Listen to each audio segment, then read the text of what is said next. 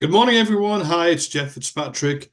It is Monday, the 29th of April, 2024, and here is my recording of my blog for this week. So let's get started. In this edition, I'm going to look at PETS, Pet Medical Express, PETS is a ticker symbol. Now, this stock is one that has not gone well. It is in several of the clubs, and since 2020, the price of it has gone down 89%. So I want to see how we got into it and where's the stock going. It's too easy to pick out the good ones. Let's have a look at this one. But first, the news. Official news from this week, there's not too much of it going around. On Wednesday, we've got at 1:15 the non-farm employment change, and that's due to be an increase in the number employed, again highlighting the strength of the US economy. And on Friday, the 3rd of May at 1:30, unemployment claims. That's new claims for the week. They're expected to be about 215,000. It's a big country, the US. Company news, let's have a look. So first, Walgreens. Walgreens includes the UK firm Boots. They are now expanding their specialty pharmacy services, including a new focus on cell and gene therapies. The company plans a huge new facility in Pittsburgh to manage these complex treatments. That could be good for the growth of the company in the future. JetBlue, along with just about every airline, they're suffering at the moment, and their shares went down 19%, and they've lowered their 2024 revenue outlook. And they're saying that is down to changes in the Latin American network and recent Pratt & Whitney engine issues. Q1 losses widened year on year from 192 million to 716 million. I'm never sure about investing in the airlines. They have their ups and downs. And then Foot Locker. Foot Locker are trying to revamp themselves, and they've launched their new store of the future, a concept store in New Jersey. And they're going to revamp 900 stores over the next few years. And they're trying to enhance the customer experience and solidify their brand partnerships.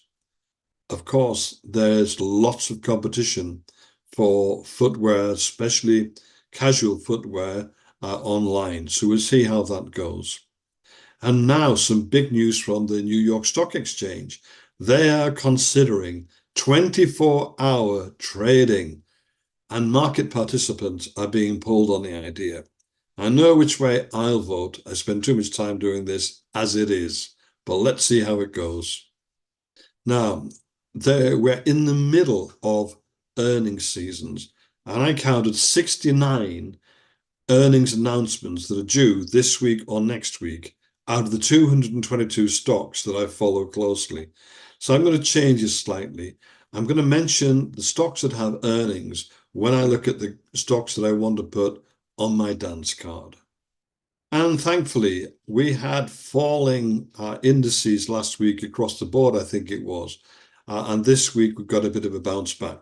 So the TICN 4x4 index of stocks, that's every stock that's been a 4x4 since the 31st of March 2020, they are up 137. That is also the percentage. So the actual index is 237. That includes 137 of increase. And over the last week, 10.55% up. The S&P was also up 5%, the Nasdaq 8%, and the Dow Jones 1.17%. So it's good to see the TICN stocks rising again.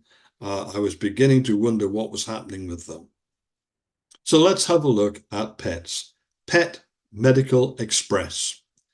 So the company is an online pharmacy for pets, for prescription and non-prescription drugs.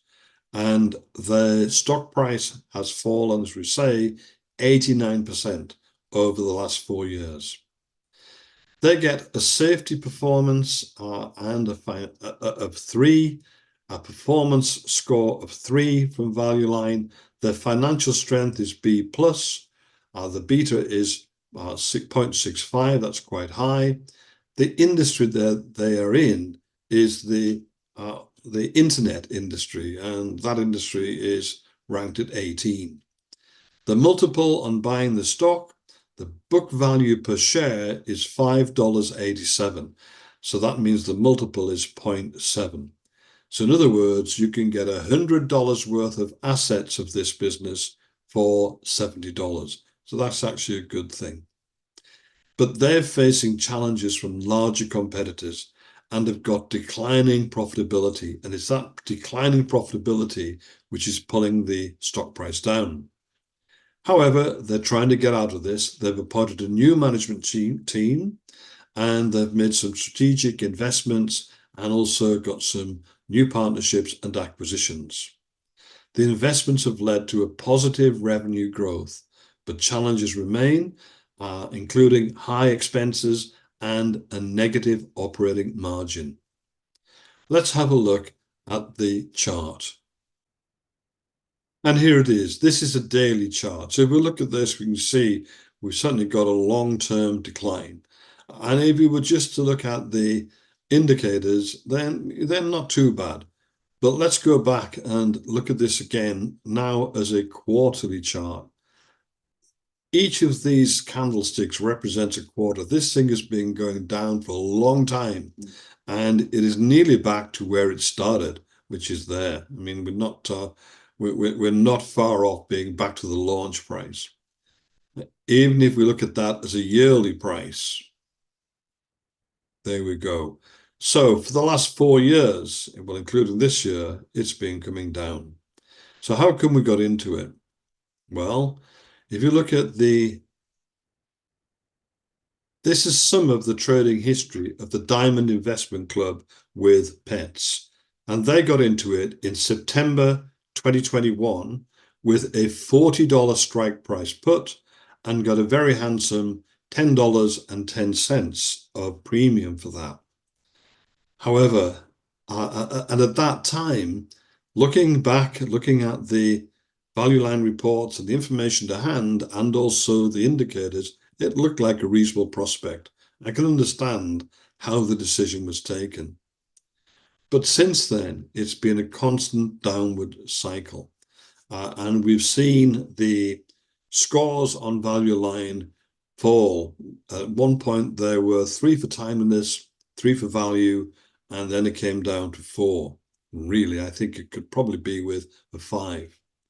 And if we look a little further, if we look at, this is another way of looking at the trading history of Diamond with this stock. So you've got your $40 strike price at the top.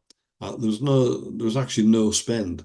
At that point, the stock didn't get put to the club. So they just had income of $1,000. And their exposure was therefore minus $10 per share. They only had 100. Going well, they came down to $30. At this time, the stock was put to them, and they've diluted it ever since, including using calls. And in the end, they've ended up with the last part of their investment taking them up to 3,700 shares on a $7.50 strike price put. And they'd got the exposure down at that point to $9.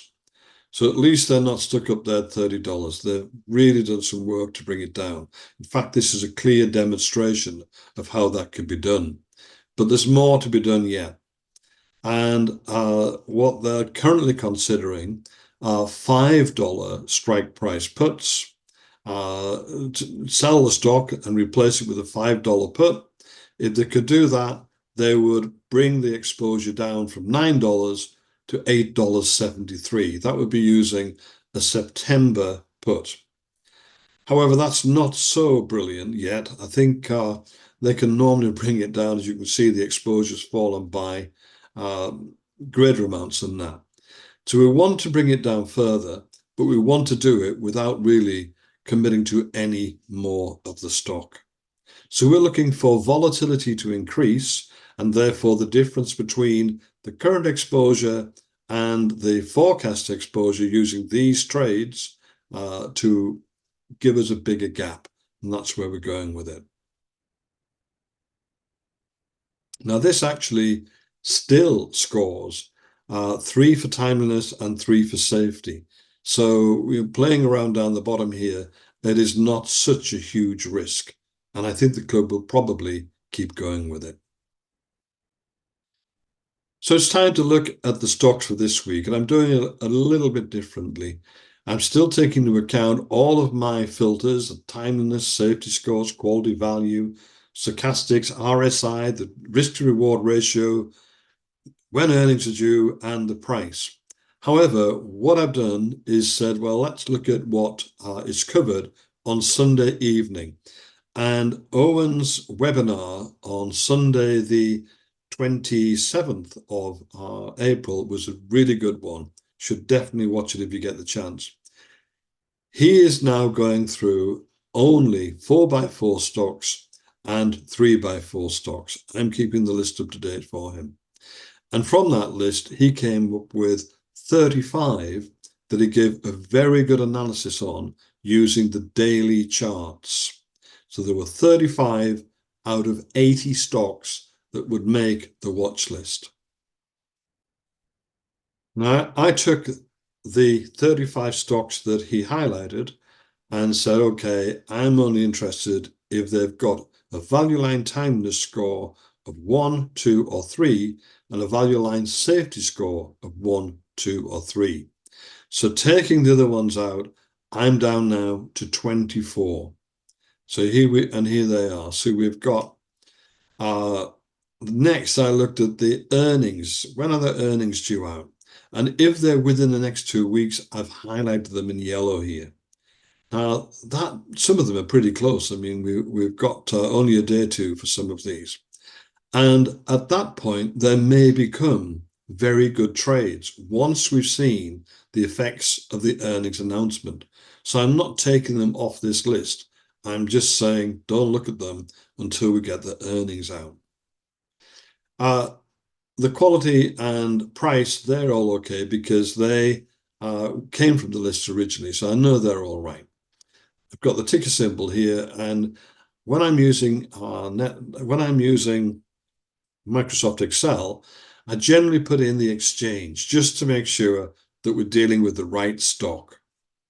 Next, I looked at the price to earnings ratio, and I've sort of highlighted those that I'm not really interested in. 28, 29, 27, 43, those sort of figures I don't want. Really, I'm looking for the price to earnings ratio to be below 15. I then looked at the prices, and I'm not really interested in stock that is $101 or $305, $306. So I'm eliminating those from my inquiries too. And next, I looked at BVPS. That's the book value per share. And I've taken the 2024 estimate.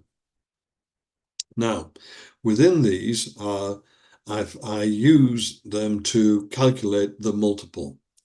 So, for example, on Comcast CMCSA, if you were to pay the current price, $38.57, you would be paying basically $170 for $100 worth of assets, net assets. Now, that's actually very good.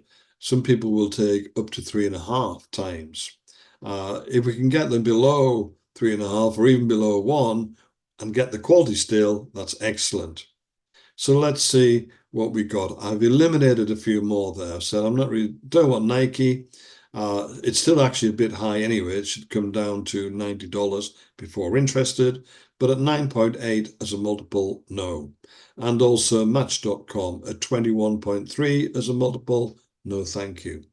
So I'm left with CMCSA, Cisco, WBA, BABA, BC, HELE, and STM. 1, 2, 3, 4, 5, 6, 7 stocks. So there are 7 stocks that are on my watch list that I could be interested in entering as new trades. And I would add to those which are only waiting for earnings dates rather than being overpriced or having poor price to earning ratios, etc. So that's my dance card for this week. About our live trading.